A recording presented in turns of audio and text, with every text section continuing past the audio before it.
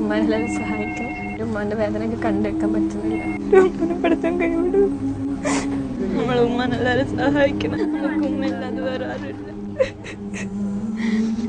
ഉമ്മയിലൂടെ ഇപ്പൊ നമ്മൾ യതീമായിപ്പോ നമ്മളെ ആരും കൈവിട്ടില്ല. ഉമ്മയിലൂടെ എങ്ങനെ നമ്മൾ ജീവിക്കുമ്പോ നമുക്ക് ഉമ്മയിലുള്ളൂ. നമുക്കാരും പറയണം. ഉമ്മക്ക് സഹായം കിട്ടണം. ഉമ്മ മരിച്ചു പോയിട്ടുണ്ട്. ഉമ്മയുടെ സ്ഥാനത്ത് 2 മക്കളെ നോക്കണം. ഉമ്മ നിങ്ങളെ മുന്നോലെ നോക്കിയിട്ടുണ്ട്. അതുപോലെ തന്നെ ഉമ്മൻ്റെ ഗതി കൂടെ ഉണ്ടാകും. ഈ വീടിൽ കൈ നീട്ടുന്ന ഉമ്മൻ്റെ അവസ്ഥ കൊണ്ട് മാത്രം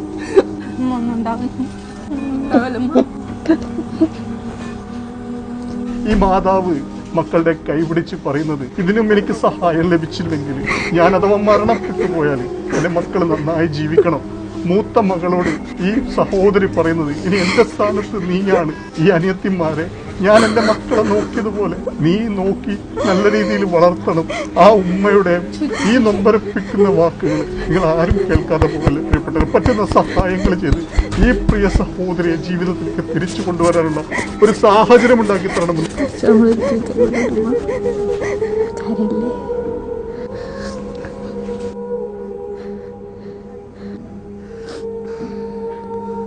മക്കളൊപ്പം ജീവിച്ചിട്ട് ബോധ്യം മാറിയില്ല.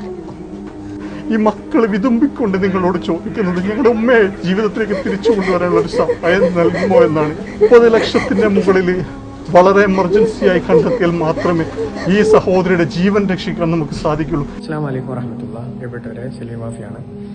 നാലാങ്കേരിയിൽ താമസിക്കുന്ന ഷമീല എന്നൊരു സഹോദരി 3 പെൺകുട്ടികളുടെ മാതാവാണ്. കഴിഞ്ഞ 14 വർഷമായി മാരകമായ കിഡ്നി രോഗം ബാധിച്ചുകൊണ്ട് പ്രയാസത്തിലാണ്.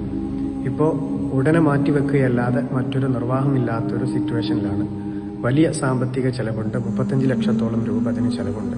നിങ്ങളെല്ലാവരും അകമൊഴിഞ്ഞ് ആ കുടുംബത്തെ സഹായിക്കണമെന്ന് വളരെ സ്നേഹത്തോടുകൂടി അഭ്യർത്ഥിക്കുന്നു.